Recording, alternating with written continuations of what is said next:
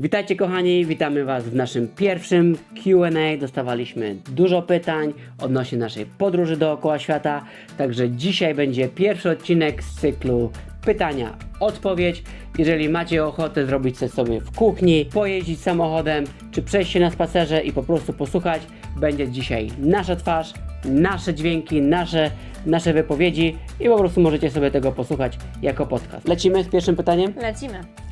Czemu kamper, a nie hotele? To pytanie pojawia się bardzo często. Wiele osób pyta nas, dlaczego wybraliśmy kampera, a nie podróż z tak zwanym plecakiem od hotelu do hotelu, od hostelu do hostelu, a może jeszcze w alternatywie namiot.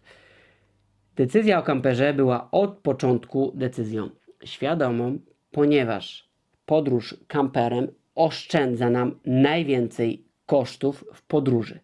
Co jest najdroższe w podróży? W podróży najdroższe są, uwaga, loty, jeżeli musimy się gdzieś przetransportować. Po drugie, najdroższe są hotele właśnie. I po trzecie, najdroższe są posiłki, czyli stołowanie się na przykład w jakichś restauracjach, barach i tak dalej. W naszym przypadku, jeżeli rozpoczęliśmy naszą podróż od jednego przelotu, który sobie zaplanowaliśmy raczej niskokosztowo, to ten koszt był jako jeden stały. Potem oczywiście musieliśmy mieć środki na zakup samochodu, ale jest to koszt o sumie 0, o czym powiem też później, bo go kupimy i sprzedamy. A posiadając swój samochód, możemy oszczędzać na tych dwóch najważniejszych z trzech kosztów, czyli przede wszystkim na hotelach, które kosztują różnie w zależności od lokalizacji, bo mamy swój dom ze sobą, czyli śpimy po prostu. My to nazwaliśmy potocznie Buda i w naszych odcinkach często możecie spotkać słowo Buda, no bo to taka trochę Buda była, bo nie za duża była i czuliśmy się jak takie malutkie osobniki, gdzie tam na paru metrach kwadratowych żyliśmy 4 osoby i po prostu oszczędzamy na hotelach. Czasami spaliśmy na dziko, czyli w miejscach, które po prostu zatrzymaliśmy się, nie wiem, na parkingu, w jakimś parku, w miejscach, które wiedzieliśmy bądź dowiedzieliśmy się, że jest bezpieczne, lub spaliśmy na kempingach, no ale te są zdecydowanie tańsze niż spanie w różnych hotelach. Poza tym dało nam to ogromną wolność docierania w bardzo dużo miejsc, bo po drodze od punktu A do punktu B my możemy się zatrzymać wszędzie, gdzie chcemy. Jeżeli nie zdążymy przed zmrokiem, jeżeli nie zdążymy gdzieś dojechać, to my po prostu zatrzymujemy się, śpimy gdzieś, korzystamy z różnych aplikacji, które pomagają nam w znalezieniu takich miejsc, w których możemy się zatrzymać. I dzięki temu oszczędzamy najważniejszy koszt, jakim są hotele i hostele. Mamy jeszcze dodatkowe pytanie o koszty pod koniec naszego dzisiejszego wywiadu Q&A, więc tam rozwiniemy troszkę te elementy kosztowe, ale tak mówiąc ogólnie, po prostu jest to podróżowanie tańsze. Wracając do punktu jedzenia, no to wiadomo, gotowanie własne jest tańsze. I to nie oznacza tego, że my nie chodzimy do restauracji, nie chodzimy do jakichś barów, nie korzystamy ze street foodu, bo oczywiście z tego wszystkiego korzystamy. Jednocześnie na co dzień, kiedy wstajemy, my nie jesteśmy uzależnieni od tego, że musimy iść do restauracji hotelowej albo wykupiliśmy pokój w hotelu i musimy iść na śniadanie, bo mamy to wykupione, ale przecież my za to zapłaciliśmy. To nie jest tak, że to jest za darmo. To jest razem z pokojem hotelowym, choć bardzo często zdarza się, że hotele teraz sprzedają pokój bez śniadań i trzeba to dodatkowo wykupić. I często taka opcja wcale nie jest tania. Więc jeszcze przemnażając to razy 4 osoby, tak jak w naszym przypadku, to jest to po prostu duży koszt. A mając kampera, mając swoją własną kuchnię, możemy zrobić jakieś śniadanie, ugotować sobie obiad, coś tam przyrządzić na kolację, bo otwieramy lodówkę, mamy kuchenkę, mamy deskę do krojenia, mamy jakiś zlew i takie proste danie jesteśmy w stanie sobie zrobić. A kiedy jesteśmy w takiej podróży, dajmy na to, no nie wiem, pojechaliśmy na 2 tygodnie, no nie wiem, do Egiptu, tak? I jesteśmy w danym hotelu. I na przykład chcemy zjeść śniadanie. No dobra, mamy w hotelu. Mamy all inclusive, mamy też obiad. Ale przechodzi nas na koniec dnia mały głód. I chcemy zjeść coś sobie na kolację. I tutaj pojawiają się koszty. Tutaj pojawiają się momenty, w których człowiek... Wydajemy najwięcej pieniędzy. Tak, i po prostu człowiek, no wydaje się, dobra, to jest niedużo, to tam, przecież jestem na urlopie, mogę sobie wydać, kupię sobie loda, kupię sobie, nie wiem, gofra, coś tam. I tutaj są generowane koszty. Także decyzja o kamperze jest troszkę wielowymiarowa, bo z jednej strony jest to oszczędność kosztów, a druga jest to pewna wolność, bo dzięki niej docieramy do miejsc, których byśmy na co dzień nie spotkali. Po prostu byśmy się tam nie zatrzymali. O tym też może powiem trochę bardziej dalej, ale spotykamy też całkowicie innych ludzi, bo na kempingach spotyka się osoby podobne charakterologicznie, ideowo, z zamysłem jakimś podróżniczym. I my po prostu, będąc tam na tym kempingu, mamy wspólne myśli, wspólne jakieś spostrzeżenia, mamy wspólne problemy, bo przecież naprawiamy co i róż te nasze budy, bo Się psuje. Buda się psuje co i róż i trzeba co chwilę coś naprawiać, serwisować, wymieniać. W takiej małej społeczności się po prostu wymienia, coś pomaga sobie wzajemnie. Ty masz młotek, ja mam śrubokręt, dobra, coś tam zmontujemy, ja mam pistolet do kleju i coś tam sobie razem naprawimy. I każdy sobie wzajemnie tą wiedzą się dzieli. A pierwszym momentem, jak podjeżdżamy na jakikolwiek kemping, jest taka sytuacja, że wow, siema, widzę, że jesteście z Montany, czy siema Amerykanie. A my mówimy, nie. Mamy tylko tablicę z Montany, bo nigdy tam nie byliśmy tak naprawdę. Bo rejestracja była w Montanie, ale o tym jeszcze powiemy. Tak jest, mamy kampera zarejestrowanego w Montanie, my jesteśmy z Polski, dlatego sobie tą flagę na górze przyczepiliśmy, żeby tylko wszyscy od razu wiedzieli, że Polacy. A, Polacy, welcome, siema, nie? No i tak to wygląda w podróży, że pierwszy ten kontakt to jest taka po prostu sympatia. Każdy jest ciekaw siebie nawzajem. I w naszych odcinkach na YouTubie również pokazujemy szereg innych kamperów, jak inni podróżują, jakie samochody wybierają, dlaczego takie samochody wybierają i pomimo różnych budżetów, bo każdy dysponuje różnym portfelem, kupują samochody droższe, tańsze, tak generalnie na koniec każdy się boryka z tymi samymi problemami. No i to jest właśnie piękne w podróży, bo spotyka się całkowicie innych ludzi, a w kontrze są hotele, hostele, apartamenty, gdzie jednak nie ma tej takiej interakcji, więc no, gdzieś ten styl podróżowania nam odpowiada. My się zaraziliśmy nim troszkę wcześniej i widzimy szereg po prostu plusów. Ja tylko jeszcze uzupełnię Twoją wypowiedź, bo skupiłeś się głównie na kosztach.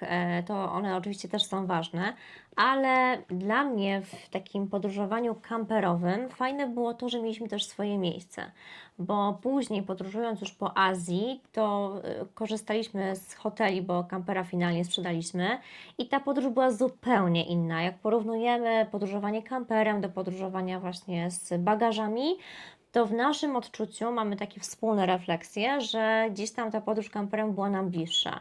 Oczywiście koszty są ważne, ale też ważne jest to, jak się czujesz w podróży.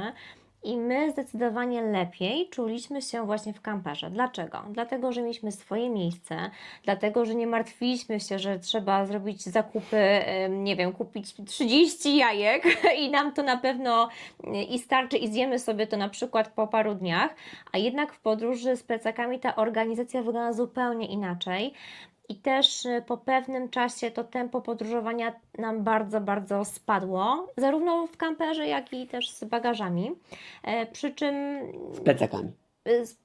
bagażami, bagażami, plecakami, plecakami. wiadomo o co chodzi.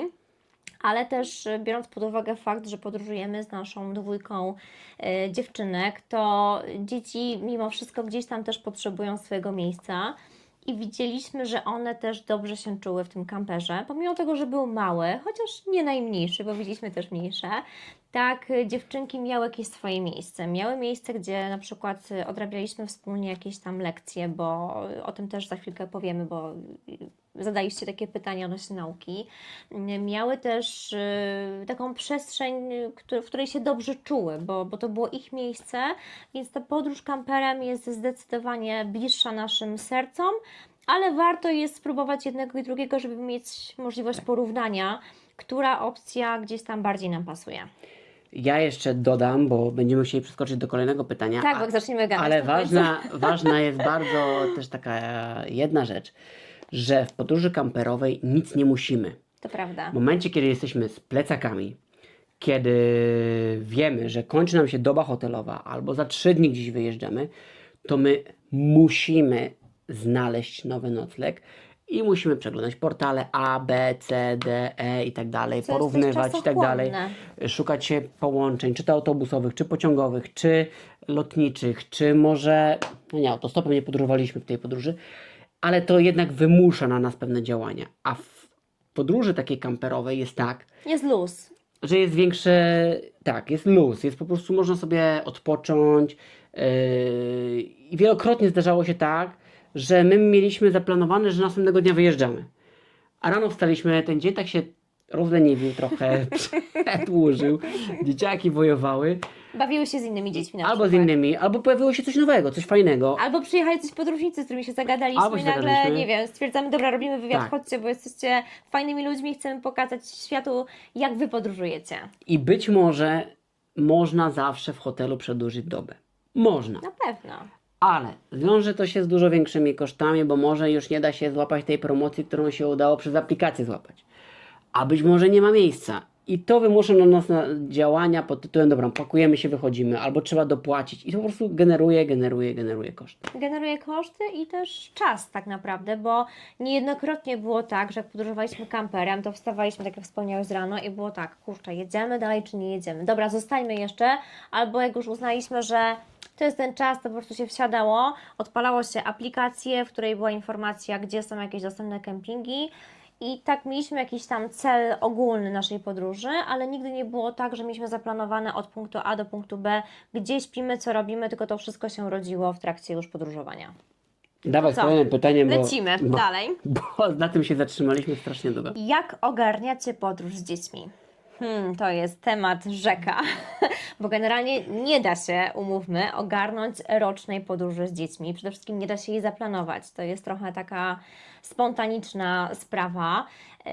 Tak jak wspomniałam wcześniej, mieliśmy jakiś zarys w głowie, że chcieliśmy przejechać przez Stany, chcieliśmy później przejechać przez cały Meksyk i kierować się w stronę Panamy, przez całą Amerykę Łacińską.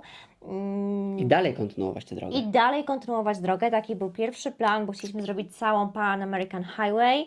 Finalnie się to nie udało, o czym też na pewno wspomnimy, jak nie w tym wywiadzie, to na pewno w którymś innym. Ale poczekaj, powiedz czym jest Pan American Highway, bo nie wszyscy wiedzą. Pan No. American Highway to jest najdłuższa lądowa droga świata, która zaczyna się od Alaski, jedzie przez Stany Zjednoczone, Meksyk, Gwatemalę, Salwador, Belizę. Nikaraguę. Właśnie nie, przez Belizę nie. Nie? Mija? Nie. Okej. Gwatemalę, Salwador, Nikaraguę, No, Honduras, zachodniej części. Kostarykę, Panamę, czyli przez całą Amerykę Centralną, a potem kontynuuje swój bieg przez Kolumbię, tam Peru, Chile, Argentynę i na samym dole Ameryki Południowej kończy swój bieg w mieście Ushuaia, gdzie jest jej koniec. I my pierwotnie taką Taki był plan. trasę chcieliśmy zrobić. Tak, jechaliśmy z zamiarem zrobienia całej właśnie trasy Pan American Highway. Następnie gdzieś tam był plan, żeby przedostać się do Azji. Finalnie podjęliśmy inną decyzję, ale nie takie było pytanie, bo pytanie było, jak ogarniacie podróż z dziećmi. Generalnie nie da się ogarnąć podróży z dziećmi, po prostu trzeba im poświęcić odpowiednią ilość czasu. Jak zaczynaliśmy naszą podróż, to dziewczynki nasze miały 4 i 5,5 roku, więc nie były samodzielne na tyle, żeby sobie same zorganizowały jakiś czas i musieliśmy ten czas im poświęcić.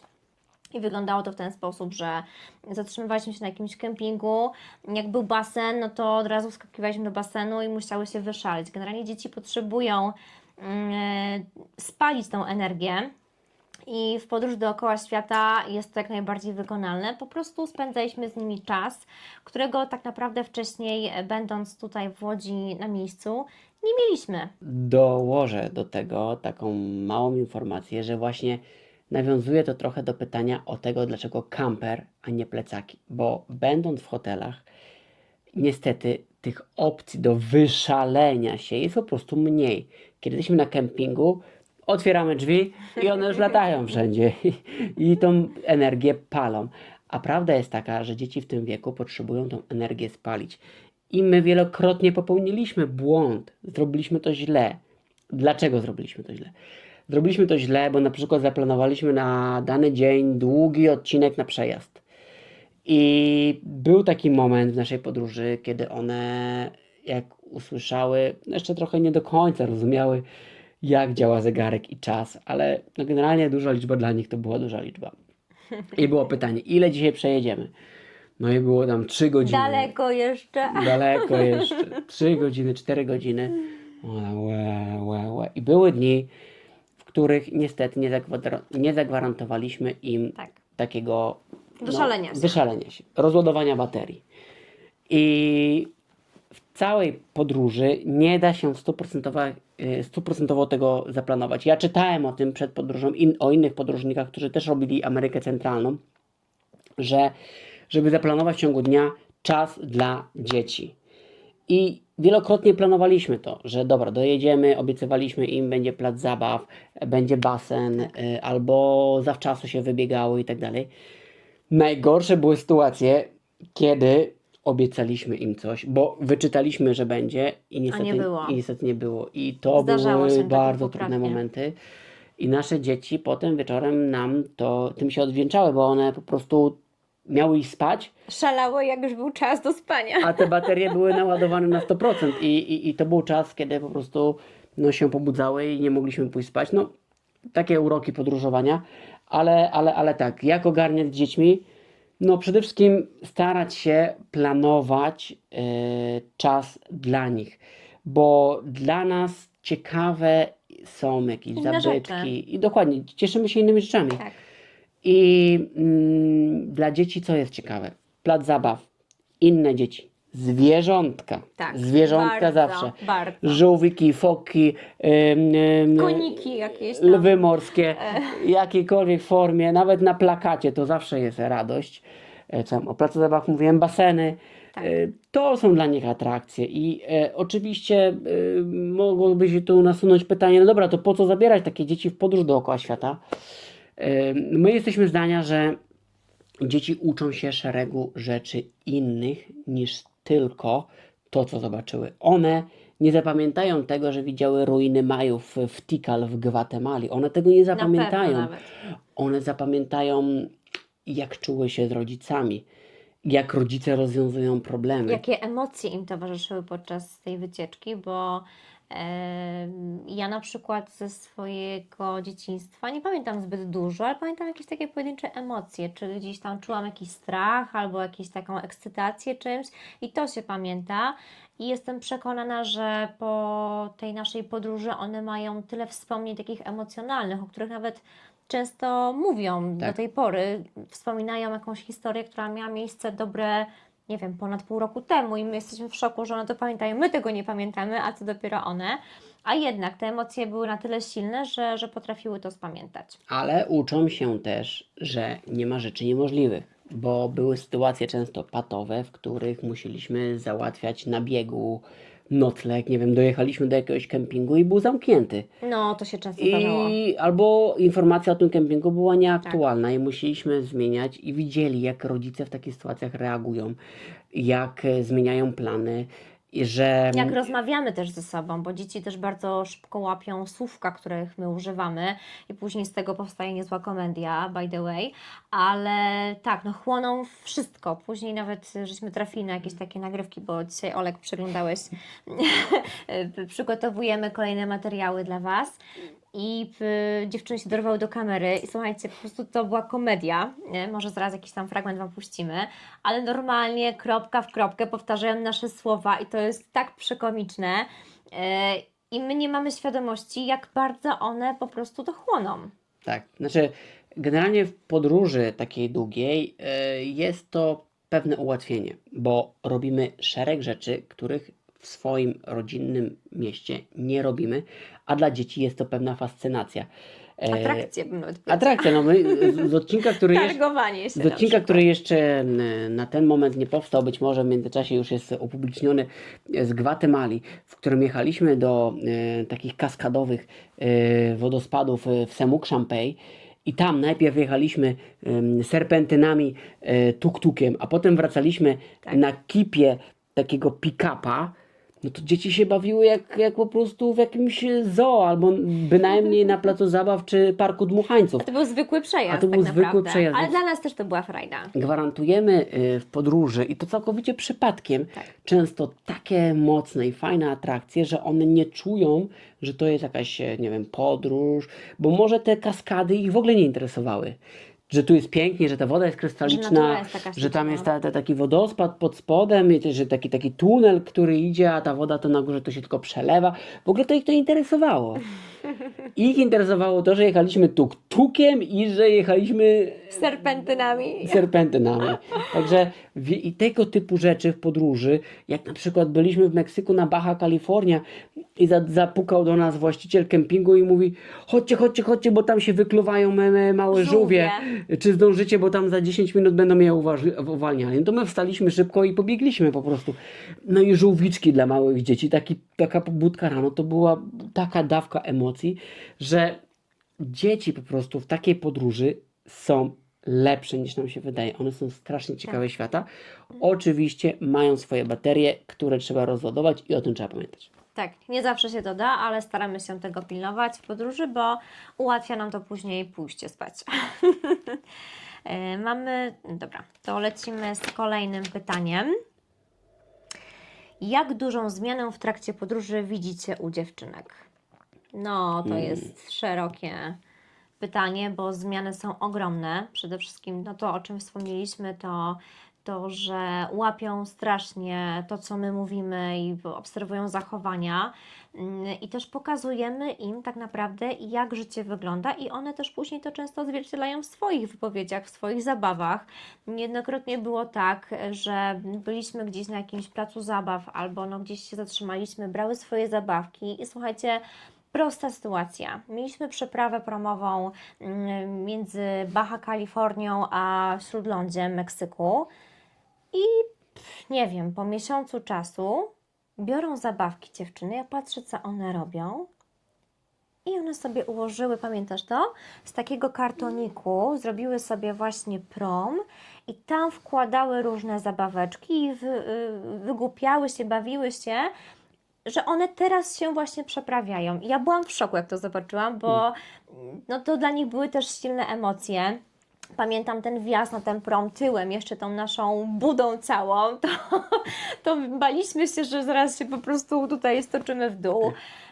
Także były to dla nas też duże emocje i widzieliśmy po właśnie później ich zachowaniach, że dla nich też, więc uczą się rozmowy z innymi ludźmi. Co prawda nasze dziewczyny z tym angielskim to jeszcze nie do końca, ale no, to jest też fajne, że uczą się, osłuchują się tego języka.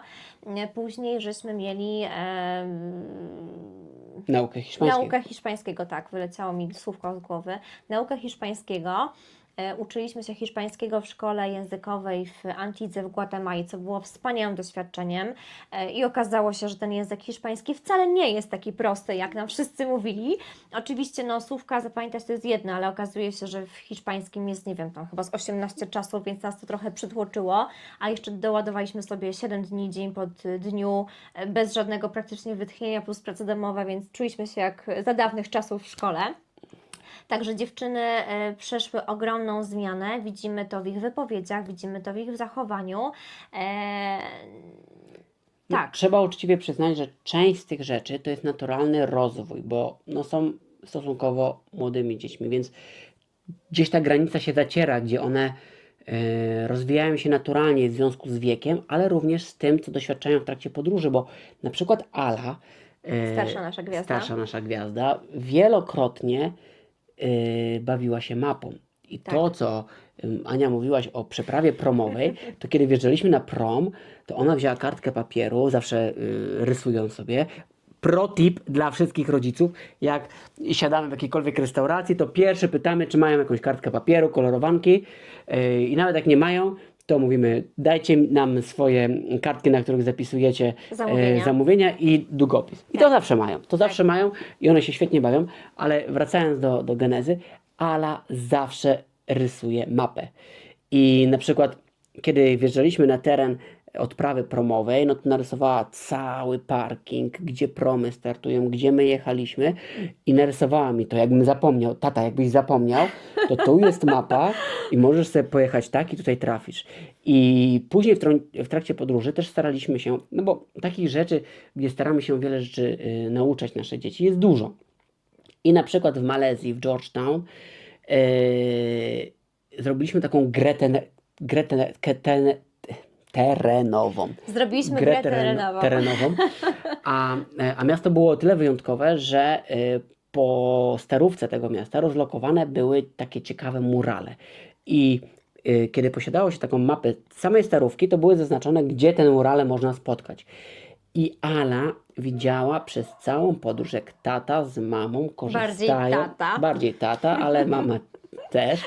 Ale razem planowaliśmy na mapie, więc ona widziała, jak my korzystamy z mapy, czytamy ją, planujemy na trasie odcinki, gdzie skręcić i tak dalej, że korzystamy z nawigacji i ona po prostu złapała tę grę terenową. Bo to było wykreślanie, że tam znajdzie jedno, drugie, trzecie i powiedziałem jej, dobra, Ala, prowadź. Bo to był taki nieduży obszar, taka mała starówka, ale jednak były miasta, te ulice gdzieś tam przecinające się i trzeba było to właściwie poprowadzić i zrobiła to bezbłędnie. Naprawdę, tu w prawo, tu w lewo, tu powinniśmy po prawej stronie szukać, po lewej i ona to, jestem przekonany, że zaczęła łapać w trakcie podróży. Ona tego nie miała. I na pewno jej naturalny, taki rocznikowy rozwój pomógł, ale obserwacja tego, co robią rodzice w podróży, była nie mniej istotna. Czy podróż zmieniła Was w jakiś sposób? Bardzo dobre pytanie. Bardzo dobre pytanie i bardzo ciężkie pytanie. Czy Ciebie zmieniła w jakiś sposób? No, każde doświadczenie chyba zmienia człowieka, a w szczególności przez tak długi okres czasu, bo w podróży rocznej dużo rzeczy się dzieje. Ja na przykład na samym początku miałam problem z adaptacją. Dlaczego? Dlatego, że wcześniej żyjąc w Polsce, nasze życie było bardzo intensywne, bardzo dużo się działo, bardzo szybko się wszystko działo. Ciągle to jakieś spotkanie, to drugie, to trzecie i była taka, wiecie, no znacie to na pewno, gonitwa. I pamiętam moje pierwsze takie 2 miesiące, no to było takie jeszcze, bo byliśmy w Stanach, to ja generalnie znałam już Stany, bo byłam 2 razy, więc no to było takie trochę odtworzenie pewnych już tam obrazków, przy czym dla mnie cały czas ekscytujące. I później przyszedł taki moment zwolnienia. I dla mnie to był moment kryzysowy, bo ja umiałam żyć szybko, umiałam żyć intensywnie, a tu nagle musiałam się odnaleźć w zupełnie nowej rzeczywistości. I były momenty naprawdę dla mnie ciężkie, były to momenty dla mnie bardzo ciężkie, ponieważ miałam takie wrażenie, że kurczę, nic się nie dzieje. Że znowu jest takie spowolnienie, że nie jest to wszystko takie produktywne, jakbym sobie życzyła, jak było wcześniej. I tutaj się zatrzymam, bo nie pamiętam, to był chyba 3., 4. miesiąc dla mnie, dla nas. I miałam taki moment mówienia, Oleg, ja nie dam rady. Po prostu wracamy, nie? Ja już zaczęłam szukać biletów. Ja mówię, Oleg, no nie dzieje się nic. Ja potrzebuję pracować, potrzebuję, żeby się u mnie ciągle coś działo, bo byłam do tego też przyzwyczajona. Nie potrafiłam odpoczywać w ogóle. Wiecie, to jest straszne w dzisiejszych czasach, niestety normalne, ale no tak to wygląda. I ja już mówię, Oleg, nie dam rady, sorry, ja się pakuję, kupuję bilety, wracamy. A Oleg mówi, ja nigdzie nie jadę. Więc była taka trochę chwila, gdzie ja miałam zupełnie inne spojrzenie na tą podróż. Oleg miał swoje spojrzenie. I tutaj no, potrzebowałam troszkę czasu na przetrawienie tych swoich emocji i z czasem gdzieś tam się do tego też przyzwyczaiłam i nauczyłam się odpoczywać. Słuchajcie, ja naprawdę przysięgam, nie potrafiłam wcześniej się zrelaksować, a to, czego mnie nauczyła przede wszystkim ta podróż, to to, żeby umieć wypoczywać i nauczyła mnie doceniać czas, który spędziliśmy razem. Ja troszkę inaczej niż ty. Jak I może się trochę wytłumaczę, dlaczego Ani powiedziałem, że nie ma opcji, że wracam, bo byłoby to całkowicie zaprzeczenie naszej konsekwencji. A No, to prawda. pewna konsekwencja w podróży musi być, bo zaplanowaliśmy ją na takich dużych założeniach, bo oczywiście to się zmienia. Rozjechało wszystko. W ogóle podróży dookoła świata da się się nie da zaplanować. zaplanować. Nie. Nie? W sensie nie wierzcie w to, że da się wszystko zaplanować od A do Z. Po No prostu chyba, że trzeba to się jest jakiś tam, nie wiem, miesiąc. masz rzucić krok na po kroku. głęboką wodę, ale takie podstawowe rzeczy mieć zapewnione, ale generalnie nie da się tego zaplanować. Tak. I teraz, jeżeli po 4 miesiącach byśmy podjęli decyzję, że my wracamy, kupujemy bilety i wracamy, no to te wszystkie plany pod względem zakupu kampera na początku, sprzedaż jego na końcu, nie kupowania biletów co i róż, no bo one są najbardziej kosztogenne, no to byłoby brak konsekwencji. A jeszcze tak? byśmy się znowu spóźnili na samolot, dopiero by było. Jeszcze byśmy, co To nie? jest historia na osobę. Ja troszkę miałem na odwrót. odcinek. Ja po 2 miesiącach też musiałem troszkę tak jakby zrozumieć nową sytuację, że ten telefon co chwilę nie dzwoni. Że nie ma co chwilę No umówionych do mnie spot. dzwonił akurat, to wiesz. Tak, ale u mnie jakoś tak to w miarę się szybko to ogarnęło. Tym bardziej, że ja miałem tryb samolotowy włączony, ale to jest inna para kaloszy. Ja nie. I to się uspokoiło. I ja też potrzebowałem takiego wyciszenia, znaczy zrozumienia, że to się zrobiło inaczej, ale ja to właśnie odebrałem z entuzjazmem. Pod takim tytułem, że ja dopiero teraz zaczynam bardziej doświadczać tego, co jest tu i teraz, bo Tak. przez jeszcze pierwsze 2 miesiące to taką siłą rozpędu my jeszcze byliśmy w pewnych W takiej fazie. tematach, które nam ciążyły, ale jednocześnie my wjechaliśmy w podróż dookoła świata, próbując podróżować tak, jakbyśmy pojechali na 2 tygodnie.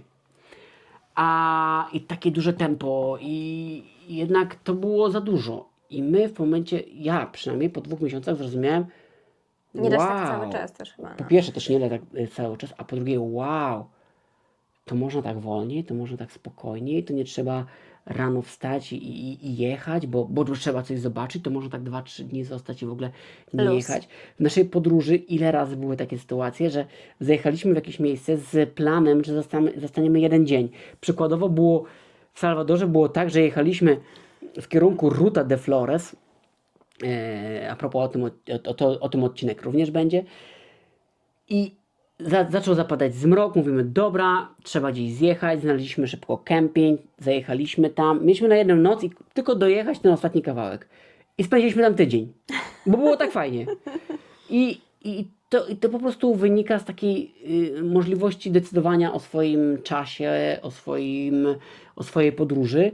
I to jest właśnie najfajniejsze, co nam się najbardziej podobało w takiej podróży kamperowej. Bo później z plecakiem to już nie jest tak łatwo. Gdybyśmy być może byli sami z namiotem, też byłoby inaczej. Ale jednak To znaczy, coś ja trzeba chcę kupić, też zjeść. troszkę Ci przerwać tutaj, bo zwróć uwagę, że jak podróżowaliśmy kamperem, my tak porównujemy, no bo Złapaliśmy tę perspektywę. tak, zobaczyliśmy tę perspektywę, ale jak podróżowaliśmy kamperem, to nie mieliśmy jeszcze biletu powrotnego.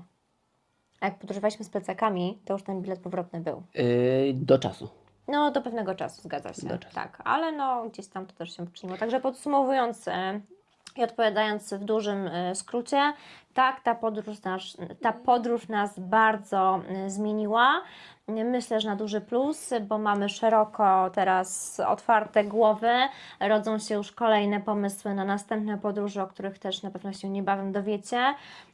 I kamperowe, i niekamperowe, bo nie mówimy, że podróż kamperem jest najlepsza z możliwych, bo jest jedną z opcji, którą warto sprawdzić. W naszym przypadku się ona sprawdziła fajnie, ale jestem przekonana, że jeszcze nie raz czeka mnie noszenie 20-parokilogramowego Nie, plecaka. na pewno ograniczyło. Może trochę mniej, przy czym nie wykluczamy, że tylko kamper, bo jesteśmy otwarci na wszelkiego rodzaju podróże. Także tak, zmieniła nas i to bardzo. Jeszcze zanim do kolejnego pytania, jak zmieniła nas podróż? Ja byłem przekonany, że jesteśmy sumą naszych doświadczeń. I dalej tak uważam. Natomiast rozwijając tę myśl, uważam, że, bo ja myślałem, że może po podróży znajdziemy jakieś lepsze miejsce do życia, że dobra, widzieliśmy już dużą część świata, jeszcze dużo do zobaczenia. W tej podróży zobaczymy jeszcze więcej i być może w podróży takiej trochę dłuższej niż tylko urlopowej zaznamy i znajdziemy taki kraj, który się zakochamy i powiemy, to jest kraj, w którym chcemy żyć. mieszkać. Tak. I ja miałem takie ogromne nadzieje w stosunku do Kostaryki, która była przepiękna i uchodzi za, chyba w tym różnych rankingach, za najlepszy kraj do życia na Jeden z świecie. najlepszych. Nie wiem, czy najlepszy, Ale nie, jest chyba jeden z tam, najlepszych. no wiadomo, ten ranking co roku, więc tam Tak. się może zmieniać, ale generalnie zawsze bardzo, bardzo, bardzo Top. wysoko. I prawda, człowiek tam się czuje niesamowicie, bo tam zieleń i natura otacza, zwierzęta, papugi, leniwce na każdym kroku. Tam nie trzeba chodzić do rezerwatów. Taki protip dla wszystkich, jeżeli ktoś jedzie do Kostaryki, tam nie trzeba chodzić do parków narodowych, bo są strasznie drogie. Wystarczy spać gdzieś w okolicach. Tam zwierzęta Tak. są wszędzie. I kempingi na to pozwalają właśnie. I to, jaki być może jest nieduży zawód po tej podróży, ale jednocześnie bardzo duża taka, nie, może zbyt duże słowo, nobilitacja, ale ja zrozumiałem, że nigdzie nie ma tak dobrze jak w Polsce. Nie doceniamy tego. Nie co doceniamy mamy, tego, Tak. bo jednak życie w danym kraju to nie są tylko piękne obrazki, natura, zwierzęta, ale również znajomości, rodzina, znajomi, kulinarnia, czyli to, co jemy. To już będzie się przewijało w naszych treściach wielokrotnie, ale w Polsce i w ogóle w Europie bardzo dobrze można zjeść. I na ten moment utwierdzam się w przekonaniu, i to się właśnie zmieniło, bo ja myślałem, że ja znajdę inne, lepsze miejsce do życia. Do podróżowania być może są jakieś kraje lepsze niż Polska i po to je odkrywamy, żeby mieć perspektywę, żeby móc porównać. Natomiast do życia Polska jest świetnym krajem. Dlaczego? Dlatego, że mamy bardzo silny paszport, mamy względnie spokojne granice. Oczywiście mówimy to troszkę w okresie, kiedy jest po stronie wschodniej i zachodniej, takie różne są napięcia, ale o tym w ogóle nie rozmawiamy, bo to są tematy poza nami. Dlatego Polska pod względem takim holistycznym, czyli kulinarnym, rodzinnym, możliwości prowadzenia działalności, możliwości pracy, dostępu do wszystkich wygód życia, jedzenia, jakiejś elektroniki, ubrań, jest takim kompromisem między wszystkim i ja na przykład bardzo to doceniłem i wcale nie uważam, że Kostaryka jest lepszym krajem do życia i na ten moment żaden kraj, który widziałem na świecie, a muszę właśnie to dokładnie policzyć, bo chyba już jest na liczniku 66, no na pewno żaden ze mnie odwiedzonych nie jest lepszy do życia niż Polska. Tak i nie. Bo ja jestem zakochana we Włoszech i marzy mi się, żeby bardziej zgłębić ten kraj. Mieliśmy okazję być parę razy i chciałabym tam pojechać kamperem, wiesz? Zobaczyć, jak faktycznie to życie wygląda, bo często jest tak, że jechaliśmy gdzieś z jakimiś takimi, wiecie, no, stereotypami, z oczekiwaniami, a to nagle, kurczę, okazuje się zupełnie inaczej, tak? Także tak, to prawda jest, co powiedziałeś, bo i to w sumie nawiązuje troszkę do kolejnego pytania, czy tęskniliście? Tak, tęskniliśmy strasznie, ale to strasznie tęskniliśmy za rodziną, za znajomymi i za jedzeniem. To po prostu Tak. to jest to, czego się w podróży nie da połączyć, takiej długiej przynajmniej podróży. Co prawda tutaj Twoi rodzice nas odwiedzili dwukrotnie, ale to też były takie wizyty dwutygodniowe, gdzie też chcieliśmy jak najwięcej razem zobaczyć i też była ta gonitwa, więc tak naprawdę to było tak, że jak Twoi rodzice przyjechali, to później musieliśmy 2 tygodnie odpoczywać, bo było tak intensywnie, bo ciągle coś zwiedzaliśmy, oglądaliśmy, także było hardkorowo.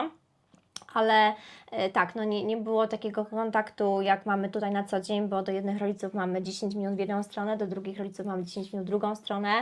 Do znajomych to właściwie na wyciągnięcie ręki z każdym się możemy w każdej chwili spotkać, porozmawiać, wymienić jakieś opinie, zdanie.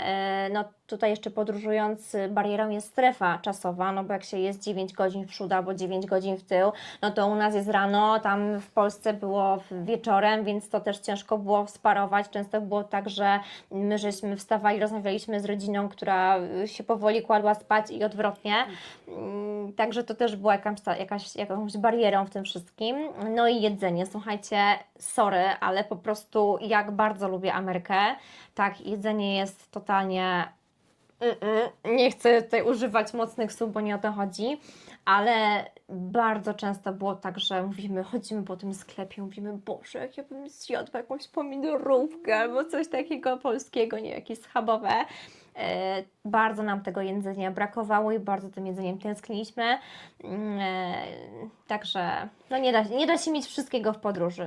No ja mam takie też spojrzenie, że tęsknota tęsknotą, bo to jest bardzo duża, silna emocja w trakcie podróży i bardzo tego doświadczaliśmy. Chyba my jeszcze mniej niż dzieci, bo jednak te środki komunikacji typu jakiś WhatsApp, telefon, Messenger, to jednak przybliża, da się porozumieć. Byliśmy tak? na bieżąco cały To czas. nie jest tak, że my wracamy, czy wrócimy z podróży dookoła świata i nagle wow, ja Ciebie nie widziałem rok, nie? W sensie widzieliśmy się na żywo, widzimy się na żywo i tak jakby w miarę jesteśmy Widzieliśmy się online. online, no na żywo online i mamy tę perspektywę, co się u siebie dzieje nawzajem i tak dalej. Tak. Natomiast nie da się kupić takiej, przynajmniej internetowo, takiej relacji, jaką ma się Face z to osobami na żywo. Tak. I jeszcze my byliśmy w stanie z wieloma osobami rozmawiać po angielsku, jakiś tam hiszpański liznęliśmy, ale te rozmowy, pomimo że bardzo ciekawe, często na kempingach, bądź z właścicielami kempingów, czy z jakimś sklepikarzem, to one no jednak zamykają się w pewnych ramach. Skąd jedziesz, dokąd jedziesz, ile jesteś w podróży, Tak. czym podróżujesz, jaki jest Twój plan. I to są takie standardowe pytania. I ja pomimo że po hiszpańsku nie gadam, to ja w tych pytaniach to w ogóle jakby ktoś posłuchał, to normalnie jakby zaawansowany. Ale No tak, ale zmierzasz w dużym skrócie do tego, że jak powiesz żart, nie wiem, z filmu Miś, to tak, ktoś nie wiem, Tak. z Albo z Belize kabaretu- tego nie zrozumie. z kabaretu górskiego to nikt nie zrozumie. No nie. I tak jakby te rozmowy nie są płytkie. To bardzo fajnie powiedziała Amy w takim wywiadzie, bo na naszym kanale znajdziecie również wywiady z innymi podróżnikami, bo to, co my mówimy, to są nasze doświadczenia, ale one są dużo szersze o innych podróżników, którzy tak jak my podróżują w pełnym wymiarze, więc znajdziecie je na kanale na playliście podcasty. Natomiast oni mają też szersze spojrzenie i Amy właśnie to fajnie powiedziała, że nie da się zbudować takiej głębokiej relacji Więzi.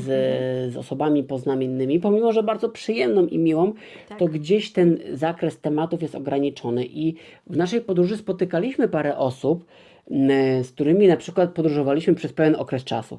Na przykład z naszą ukochaną dwoma francuskimi rodzinami, zarówno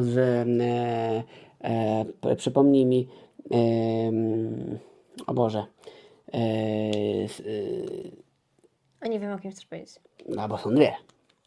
Ja próbuję sobie pierwszą Bo przypomnieć. było tych rodzin tak dużo, że ciężko teraz sobie przypomnieć. Ale podejrzewam, że mówisz pewnie o Sofii. Sofii oraz o Marianne. Marianne. Pozdrawiamy Fabian z bardzo Marienem gorąco. oraz Sofia i Arno, także serdecznie ich pozdrawiamy. I zarówno z jedną, jak i z drugą rodziną spędziliśmy kilka nocy, w sensie na kempingach i nawet jakiś pewien okres podróży przemierzaliśmy razem, tak jak z Fabianem i z Marianne. I to były wspaniałe doświadczenia i te rozmowy były już troszkę głębsze. Tak, zdecydowanie. Poruszyliśmy troszkę bardziej tematy światopoglądowe i tak dalej, ale to już było możliwe po kilku dniach. Tak samo z kanadyjską rodziną, z którą również zrobiliśmy wywiad z Elzą i z Fredem, również serdecznie pozdrawiamy, gdzie puściliśmy nawet nasze dzieci razem do szkoły międzynarodowej w Kostaryce. I to było niesamowite doświadczenie i owszem, można takie znajomości, ale na to wszystko potrzeba czasu i tego nam brakowało. Za tym tęskniliśmy najbardziej. Jednocześnie podróż jest takim doświadczeniem samym sobie. No jest to sztuka kompromisu, no nie da się mieć wszystkiego naraz. Nie da się, niestety się tego nie da. Chyba że weźmiemy całą rodzinę znajomych i jeszcze dokupimy jedzenie, to może wtedy się uda. Tak Też jest. nie ma gwarancji. Dawaj dalej. Lecimy z kolejnym pytaniem. Oczekiwania przed wyjazdem vs rzeczywistość po roku. Porównanie. Oczekiwania przed wyjazdem i rzeczywistość po roku. Ja mam odpowiedź na to pytanie. Może w trakcie roku nawet. Ja mam odpowiedź na to pytanie, bo myśleliśmy, że rok to jest tak duża ilość czasu, że zobaczymy, zjedziemy cały świat, a tu się okazuje, że niestety się nie udało. Dlaczego się nie udało? Dlatego, że w Stanach spędziliśmy 3 miesiące i to nie dlatego, że nam się coś bardzo mocno przedłużyło, tylko po prostu Stany są, słuchajcie, ogromne. Tam są 3 strefy czasowe. I to nie jest tak, że sobie tam pojedziesz, nie wiem, 3 godzinki i jesteś. To po prostu można jechać i jeszcze raz jechać. Później w Meksyku. No, Meksyk jest wcale nie mniejszy, gdzie gdzieś tam kiedyś myślałam, że dobra, Meksyk, no to bardziej się kojarzy, wiecie, tam Cancun, Tulum, ale Meksyk jest cudowny, chociaż wjeżdżając do niego po prostu serce nam tak waliło, o tym też na pewno nieraz wspomnimy. W Meksyku kolejne 3 miesiące. Okazało się, że ten rok w podróży to naprawdę wcale nie jest tak długo, jak się wydaje. I oczekiwania były takie, że zobaczymy więcej. Tak jak wspomnieliśmy, że chcieliśmy przejechać całą Pan American Highway. Nie udało się, ale może dobrze, bo podzielimy sobie to na 2 tripy, Tak. bo chcemy tam jeszcze na pewno wrócić, zacząć już od Kolumbii i jechać w stronę Ushuai. Także co się nie odwlecze, to nie uciecze. Przy czym no, też chcieliśmy już zmienić ten kontynent, te kraje hiszpańskojęzyczne, bo już było tego też trochę za dużo. Ja miałam ochotę strasznie zobaczyć Azję, której też mało znałam. Byłam kiedyś w Indiach, ale no to też, no Indie to nie jest taka Azja, jaką kojarzymy. Mieliśmy Jest Azja i Indie. Jest Azja i Indie. Oczekiwania były ogromne pod kątem ilości miejsc, krajów, które zobaczymy. Finalnie okazało się, że w rok zobaczyliśmy, nie wiem czy... 16 krajów? A nie liczyłam. No około. Napiszemy tu zaraz. Także chcieliśmy zobaczyć, znaczy może nie to, że chcieliśmy. No poczekaj, no policzmy. Stany, Meksyk, Belize, Gwatemala, Salwador, Nikaragua, Honduras, Kostaryka, Panama, Ekwador, Bo to jest Galapagos, 10, tak? czyli Galapagos, Indie, Tajlandia, Malezja, Singapur 14. 14. No nie wiem, czy Paryż, w sensie Francję A, no liczyć, Francja, no 15. Bo to, jeszcze Portugalia. Ale to w tranzycie, Ale nie, to w się nie tranzycie. liczy. No i tak to by można było Kanadę policzyć. No to nie, to się nie liczy. Tranzyt się nie liczy. Czyli wyszło Ci 14. 15 z Francją. 15. Bo w 15. Francji zwiedzaliśmy. No tak, bo mieliśmy tutaj fuck up na samym początku. Okazało się, że nam samolot uciekł i wylądowaliśmy na Olimpiadzie, oglądając Igę Świątek, jak zdobywa 3. miejsce, co było po prostu dla nas niesamowite, bo mieliśmy być już dawno w Stanach, no ale jakby Tak. było super. Także myśleliśmy, że zobaczymy więcej, finalnie zobaczyliśmy mniej, ale spokojniej. Ja powiem ze swojej strony oczekiwania versus rzeczywistość. Liczyłem na to, że podróż z tak zwanym plecakiem po Azji będzie większą egzotyką, a nie było wcale. Nie no, było trochę, no egzotyki było sporo, ale nie aż Ale tak co... nie. Znaczy, jednak podróżując z plecakiem, porównując to do kampera, nie jest to w ogóle egzotyka. Dlaczego? Dlatego, że jednak ograniczeni jesteśmy co do przejazdu autobusem z punktu A do punktu B. I zazwyczaj przejazdy odbywają się z dużych miast albo jakichś większych miast, a nie jakichś tam miejskich, znaczy podrzędnych, wiejskich obszarów, do których docieramy kamperem. I owszem, można powiedzieć, ktoś może powiedzieć, no ale przecież możecie założyć plecak i pojechać i spać na dziko pod namiotem i zatrzymywać się gdzie chcecie, to jest pewna wolność, albo jechać autostopem. Oczywiście, że tak. Trzeba wziąć pod uwagę, że my mamy też ze sobą dzieci, więc pewną trzymamy na sobie odpowiedzialność, że wszystko co robiliśmy, no musieliśmy brać poprawkę, żeby robić w miarę bezpieczny sposób, więc gdzieś spanie na dziko z namiotem, z dziećmi, no nie wchodziło raczej w grę. Łapanie się na stopa w 4 osoby, no też raczej trudno mi sobie to wyobrazić. A ten kamper był pewnie by się takim dało, na no pewno ale łącznikiem między taką właśnie dziką, a jednocześnie z takim miejscem spokojnym dla dzieci. Gdybyśmy podróżowali sami, jest zdecydowanie inaczej. Podróżowaliśmy sami, na przykład w Namibii, no jest całkowicie inaczej. No gdzieś musimy mieć wzgląd na dzieci i tak to było. Więc z mojej perspektywy oczekiwania, a rzeczywistość to właśnie troszkę ta zmiana. To samo potwierdzę, że myślałem, że zobaczymy więcej, ale jednak to, co doświadczyliśmy, nie zamieniłbym tego na nic innego. dobra, lecimy z kolejnym pytaniem. Plany na przyszłość. O, to jest temat, gdzie możemy gadać i gadać. Na razie nie mamy konkretnych planów, czy nie, no lecimy do Hiszpanii, ale to jest taki weekendowy pobyt. Bardzo nam się marzy, to Wam troszkę zdradzimy, żeby kupić kampera w Polsce czy gdzieś w okolicy i pojechać do Australii. Taki mamy plan. Z Polski. Z Polski. Czy on się zrealizuje i kiedy jeszcze dokładnie, czy to myślę, że tak, ale kiedy to nie wiemy. Tak. Więc to jest kwestia czasu i jakiegoś zaplanowania. Póki co cieszymy się tym, gdzie jesteśmy, co robimy. Planów jest bardzo dużo, ale nie są jeszcze one takie przełożone w czasie. Na pewno to się gdzieś tam będzie realizowało. Mnie się strasznie marzą goryle we mgle. I mam bardzo dużo marzeń. Chciałabym pojechać, przepłynąć jakimś statkiem, jakimś cruzem, więc szukamy ofert, przeglądamy, będziemy to dopasowywać z naszymi terminami, no i też dziećmi, słuchajcie, bo prawdą jest, że Ala we wrześniu idzie do szkoły, więc też nasza organizacja się trochę zmieni, ale zawsze powtarzam to i będę to powtarzać, że szkoła nie jest Będzie to żadnym pytanie. Zaraz ograniczeniem. powiem. Zaraz o tym Dobra, powiem. przejdziemy do tego. Także plan na przyszłość, jest ich dużo. Ja muszę też ze swojej strony powiedzieć.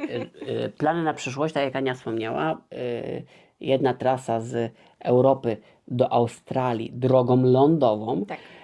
która ma pewne Znaczy, nie da skazy się i do trzeba Australii na nie. dostać No lądem, tak, no tylko- trzeba i tak prom wziąć, ale generalnie głównie drogą lądową tam, gdzie się da. Ma pewien problem, no bo jeżeli pojedziemy przez Europę do Turcji i potem dalej trzeba podjąć decyzję. Co robić dalej? Albo jedziemy północną stroną i jedziemy przez Gruzję, Rosję, dalej tam do Mongolii, albo jedziemy przez Bliski Wschód, Iran, Irak, Pakistan. I tu jest duży problem, no bo oczywiście wszystkie kraje świata nie są takie, jakimi widzimy je w mediach. Dokładnie. Bo przejechaliśmy całą Amerykę Centralną, ja też byłem przekonany, że tam ludzie giną na ulicach i że Dlatego w ogóle tam pojechaliśmy. Dlatego tam pojechaliśmy. Ale tam ludzie też żyją. Dokładnie. I ja to powtarzam zawsze, 90 parę procent ludzi w tych miastach żyje. To nie są te osoby z nagłówków gazet. I ludzie też chcą sobie pomagać. oczywiście- To nie jest tak, że każdy jest zły, no bo to jest jakiś procent złych osób, które robią niestety zły PR temu danemu obszarowi. Tak, natomiast po prostu nie można być zaślepionym tym, że cały kraj jest zły. Oczywiście prawdopodobieństwo zdarzenia złych rzeczy jest dużo, dużo większe, więc trzeba zachować pewne środki Bezpieczeństwa. ostrożności, bezpieczeństwa, które minimalizują to ryzyko. Więc my takie środki, w szczególności w Meksyku, ale również w Hondurasie zachowaliśmy, No tak. bo wiedzieliśmy, że tam Jest większe ryzyko, jest że większe coś nam się ryzyko. może stać. Więc przede wszystkim to, co możemy poradzić, to nie słuchać mediów. Ministerstwo Spraw Zagranicznych doradza połowicznie dobrze. Najlepiej pytać osoby, które A. Są na miejscu. są na miejscu, B. przed chwilą tam były, C. przemierzają ten odcinek co i róż co chwilę i są w stanie nam przedstawić realną sytuację. Takie osoby spotkać możemy na grupach facebookowych, grupach jakichś whatsappowych, Na polach kempingowych. na polach kempingowych i my na przykład pewien odcinek naszej trasy w Ameryce Centralnej po prostu przejechaliśmy, Bo bo że tam jest wiedzieliśmy, że większe za ryzyko. dnia jadąc drogą główną będzie ok, ale gdzieś tam odbijać raczej nie. Ale pytaliśmy o to ludzi, którzy byli blisko tej sytuacji, a nie rządy innych krajów, które być może Mają jakiś mają na interes celu też na i na przykład. celu wywarcie jakiejś presji, a zła informacja o danym kraju jest sposobem wywarcia tej presji, bo ograniczy na przykład tam poziom turystyki. W sensie to jest tak złożony temat, że ja staram się zbierać informacje z różnych źródeł. Oczywiście nie ignorujemy tego, co jest w takich mediach głównego nurtu, ale to, co staram się Ale powiedzieć, uzupełniamy też to jest informacje. uzupełnienie. Dokładnie, trzeba to wszystko brać tak jakby no, na jakieś pod uwagę. I to jest jedna z naszych tras. Ja, jak się zmieniłem, uważam, że my podróżować będziemy zawsze, w mniejszym bądź większym stopniu. To będzie długa podróż, zawsze bez biletu powrotnego, bo to jest całkowicie inne planowanie i tak jak powiedział policjant Kanadyjczyk w jednym z naszych wywiadów, który być może już jest na naszym kanale, powiedział, że osoby, które chcą sprawdzić się, warto, żeby przetestowały swoje założenia w jakiejś krótkiej wyprawie. Krótka to jest 3-4 tygodnie, i żeby to nie było tak, że każdy dzień jest rozplanowany. Żeby, jeżeli ktoś zamierza planować taką dłuższą podróż, żeby pojechał na 3-4 tygodnie, ale żeby to nie było takie zaplanowane co do dnia, co do godziny, co do hotelu. Raczej na spontanie. Żeby to było trochę na tak zwanym Mieć spontanie. jakiś szeroki Tak. obraz tego, że chcę sobie zobaczyć Tajlandię na przykład, czy tam jakikolwiek inny kierunek i niech się dzieje, że tak powiem, wszystko na miejscu już, bo to jest najlepsze sprawdzenie swoich, w cudzysłowie oczywiście, możliwości podróżniczych. Oczywiście każda sytuacja jest inna i każda nas uczy różnych rzeczy, ale daje to jakiś pogląd sytuacji.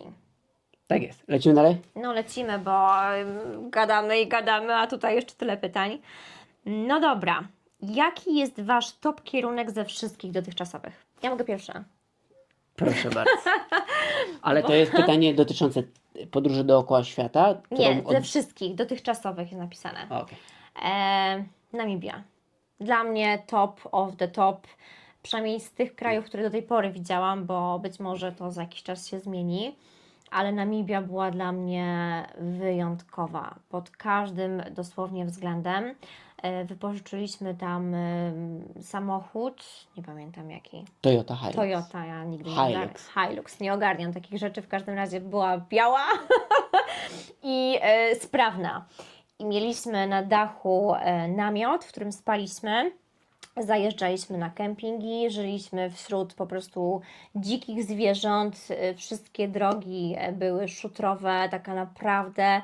To była taka prawdziwa przygoda. Tam co prawda mieliśmy bilet powrotny, bo na 2 tygodnie zostawiliśmy nasze dziewczynki rodzicom i wracaliśmy po 2 tygodniach, ale ja myślę, że chyba będzie taki moment, że po prostu kupimy lot do Namibii i polecimy tam z dziećmi już bez biletu powrotnego, bo jeszcze jest mnóstwo miejsc, które... Z własnym autem, nie wynajętym. No, może to wyjdzie bardziej ekonomicznie zdecydowanie, bo Namibia raczej jest drogim krajem do zwiedzania, ale każda złotówka tam wydana była naprawdę warta tego. Także Namibia jest moim taką wisienką na torcie, przy czym mogłabym wymieniać kolejne kraje, ale nie będę przedłużała. Oddaję Ci głos, bo pewnie powiesz coś innego. Afryka, o której wspomniałaś, jest takim naszym też planem, przynajmniej moim.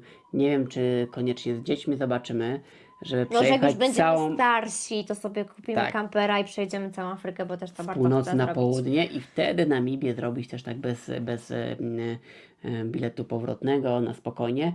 Natomiast no to jest bardzo trudne pytanie. U mnie Namibia również plasuje się bardzo wysoko i ciężko mi powiedzieć jeden kraj, który jest top, top, top. I zawsze gdzieś tam z 5 krajów mi się tak bardzo, bardzo, bardzo podobało. Na pewno Japonia. Japonia, kraj, który Japonia też była fajna. jest lepszy niż na folderach.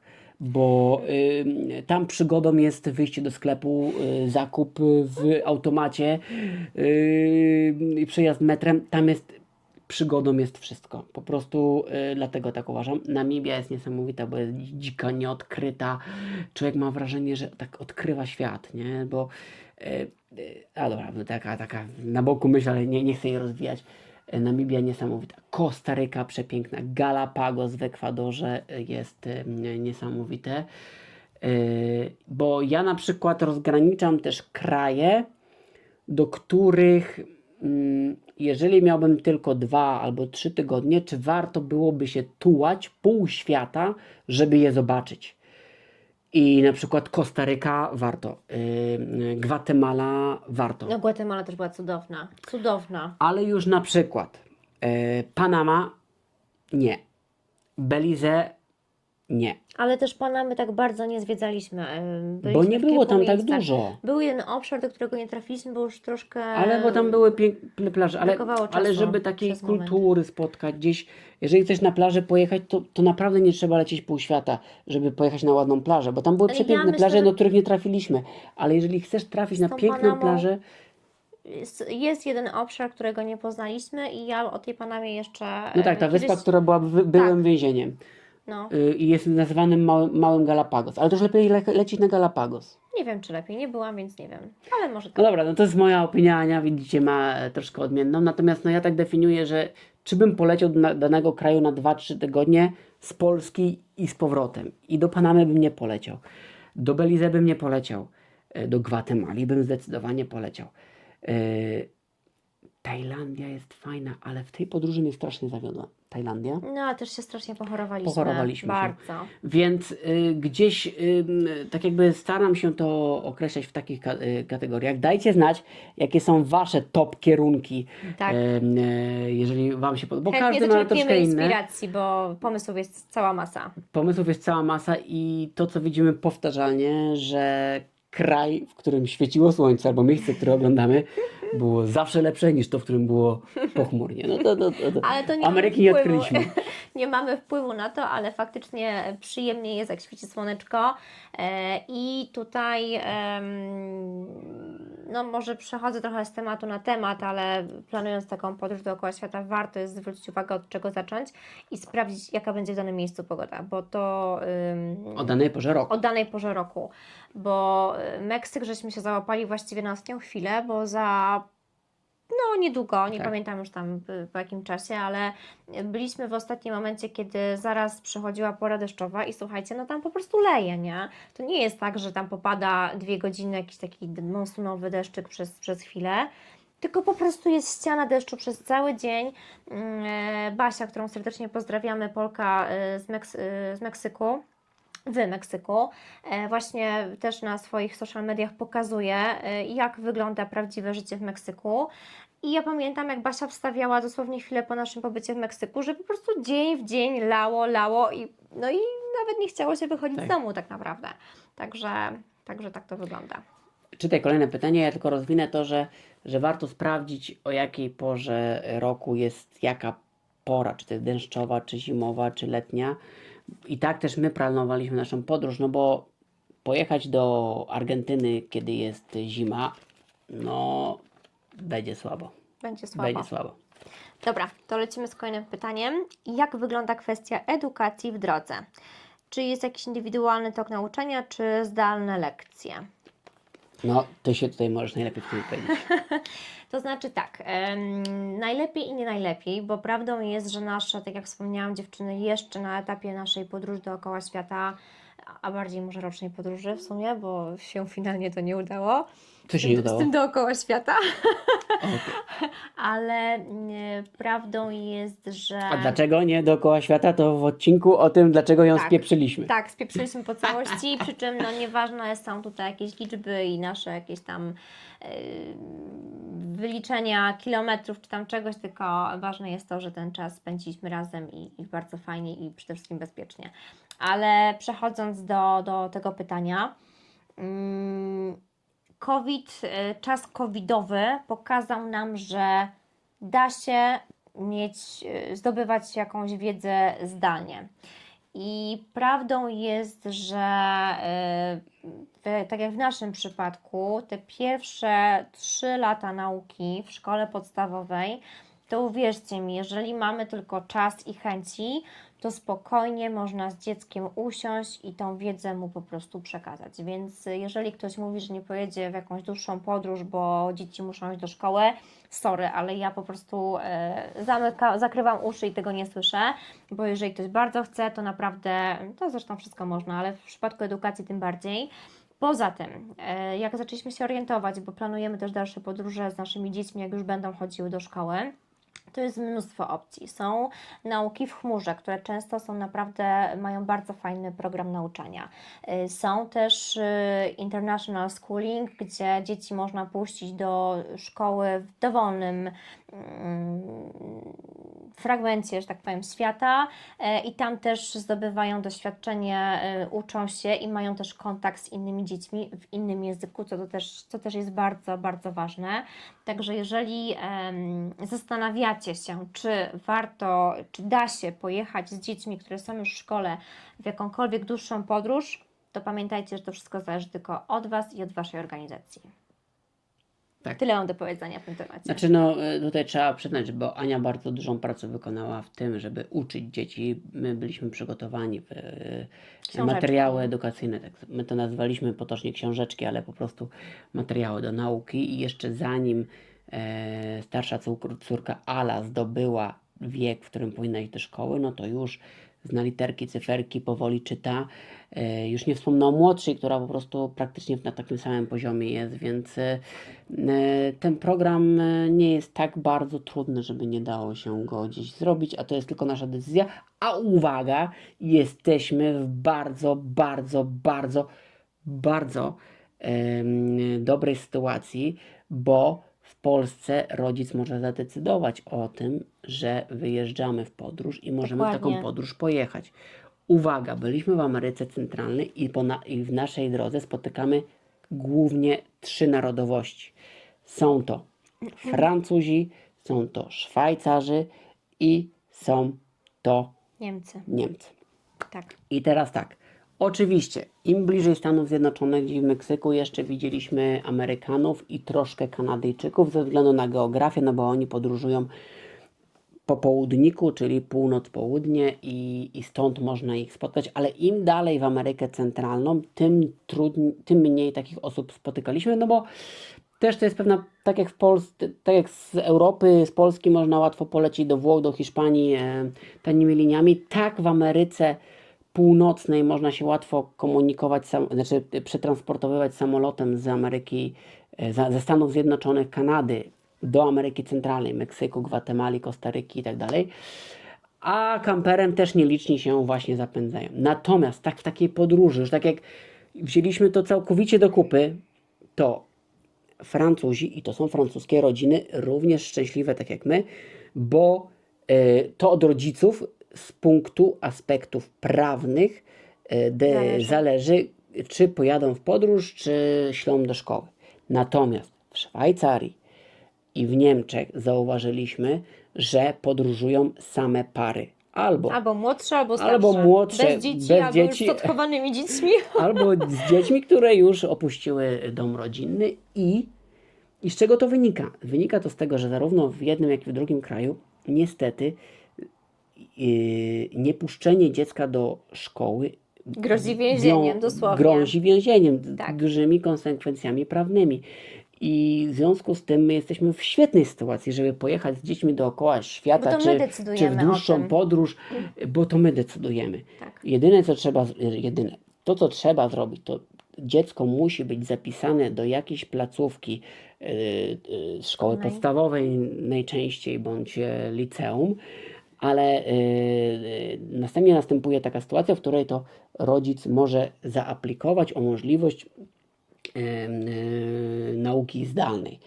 I dziecko fizycznie, tak jakby od strony formalno-prawnej, musi być przypisane do danej placówki, natomiast rodzic podejmuje trud i Decyzję. obowiązek o nauce domowej. Oczywiście wiązać to może z czasowymi jakimiś egzaminami po jakimś etapie nauki i to trzeba wziąć pod uwagę, że nie można być 100% podróży, może trzeba wrócić, zdać jakiś egzamin, ale ogólnie rzecz biorąc, dziecko można zabrać w długą podróż.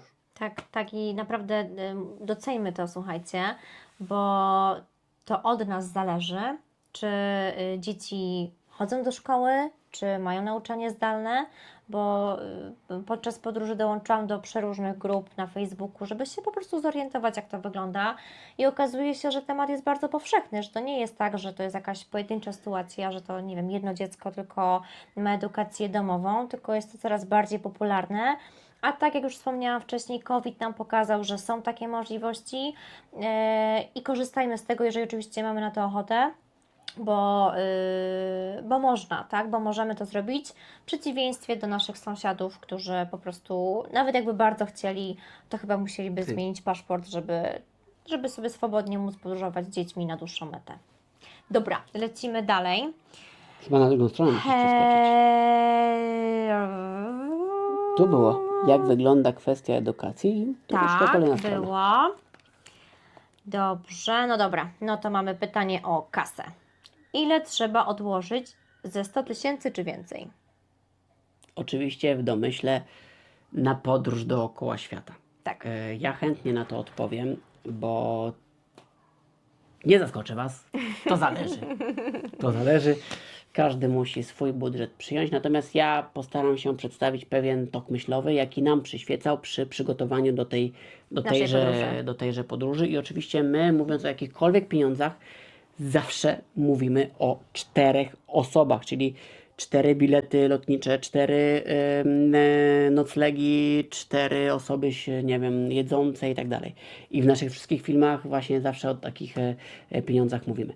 Natomiast czy w 100 tysiącach jesteśmy się w stanie zamknąć? Weźmy to na dużych liczbach. 100 tysięcy złotych podzielone przez 12 miesięcy daje, uwaga, żebym nie popełnił jakiejś gafy, dokładnie Wam policzę.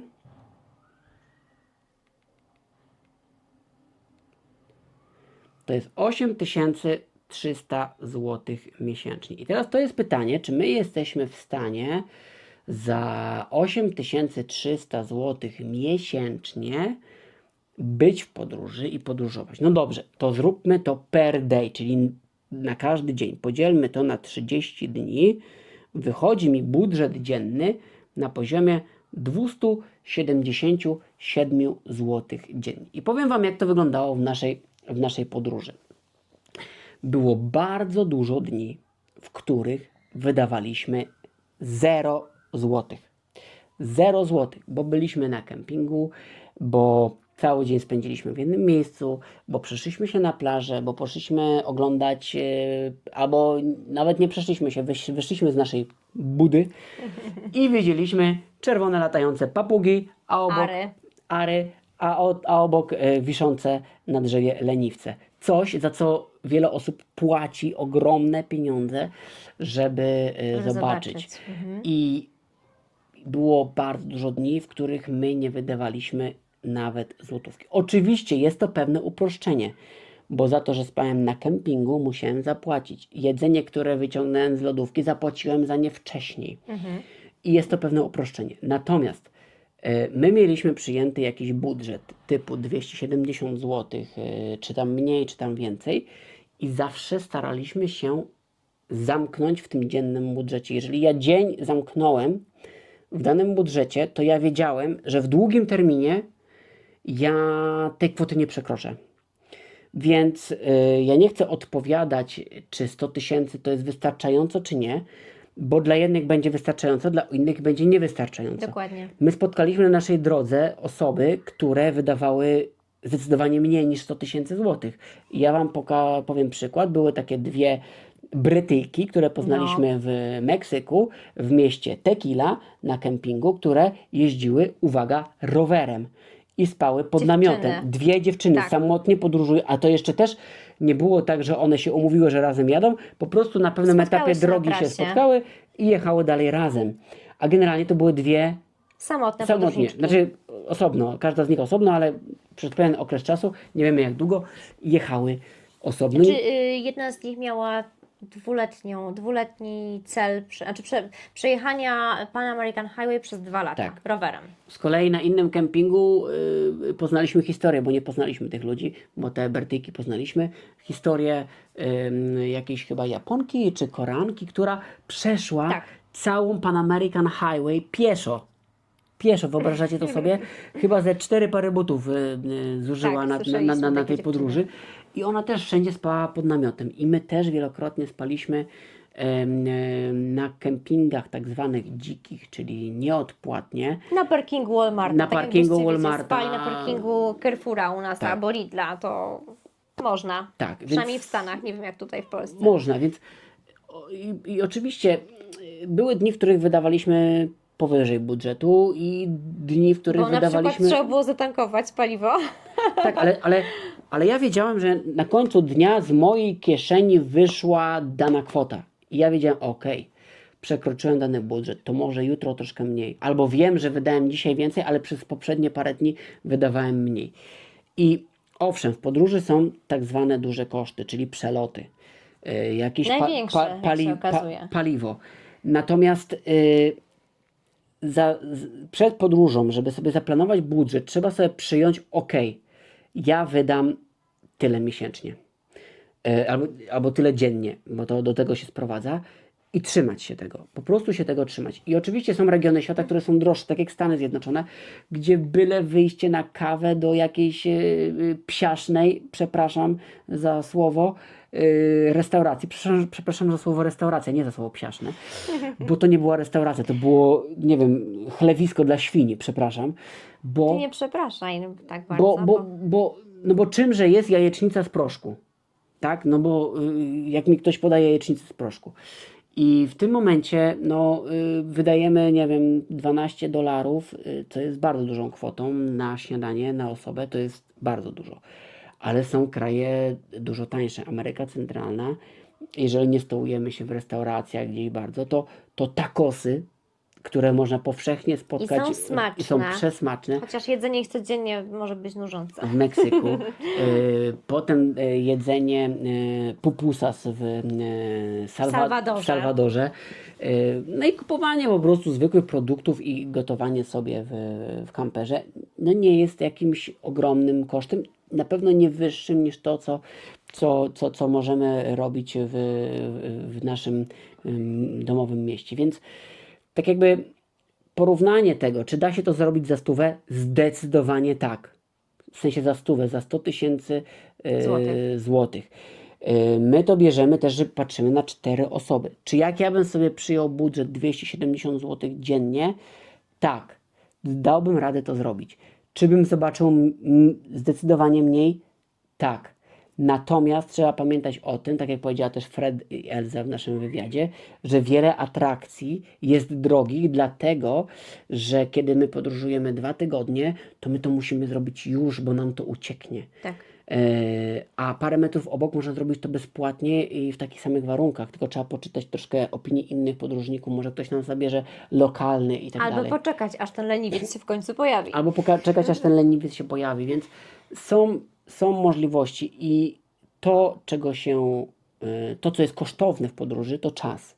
Jeżeli my go nie mamy, jeżeli mamy 2 tygodnie, To płacimy więcej. to po płacimy prostu. więcej. Jeżeli mamy czas, to jesteśmy w stanie zapłacić mniej. Oczywiście musimy selektywnie dobierać kierunki, musimy ograniczyć ilość przelotów, natomiast jesteśmy w stanie to zrobić. Zdecydowanie jestem co do tego przekonany. Trzeba tylko przyjąć taką perspektywę, żeby patrzeć per day. I obiecałem, że do tego wrócę z początku naszego dzisiejszego odcinka. My kupiliśmy kampera, którego później sprzedaliśmy, więc to była gra o sumie 0. Oczywiście sprzedaliśmy go troszkę taniej niż go kupiliśmy, ale też w niego zainwestowaliśmy troszkę pieniędzy, ale było to dalece tańsze niż wynajem, dalece tańsze niż korzystanie z autobusów, taksówek, przelotów, pociągów i dzięki temu dawało nam to schronienie, często darmowe, możliwość gotowania i jeżeli to dobrze zaplanujemy, to kupimy auto w punkcie A, sprzedamy go w punkcie B, nie mamy kosztów, które dochodzą transferu, jeżeli na przykład kupimy kampera w Europie i transferujemy go, to jest dodatkowe parę tysięcy dolarów, żeby Tak. przetransportować ten pojazd. To też nie jest za darmo. Jeżeli sobie wyobrażamy, że kupimy sobie taniej w Polsce, sobie go przygotujemy, a potem go przetransportujemy, To koszty transportu są naprawdę ale duże. są koszty transportu. Jak dolecimy, to też od razu go nie odbierzemy, więc jakiś czas w hotelu Hotela. musimy spać. Więc jest to suma zdarzeń. Więc w stówę da się to zamknąć, da się to zrobić taniej, da się to zrobić drożej. Wszystko zależy od tego, co chcemy zobaczyć, jak szybko, ile, ale to, co jest najważniejsze i najciekawsze w podróży, to po prostu bycie w niej. Bo celem jest podróż, a nie celem jest zaliczanie kolejnych miejsc. My w tym momencie zwolniliśmy. Często były takie miejsca, które stwierdziliśmy, dobra, już nie oglądamy, już dość, bo nie da się żyć w takim pędzie 2-tygodniowego urlopu przez cały rok.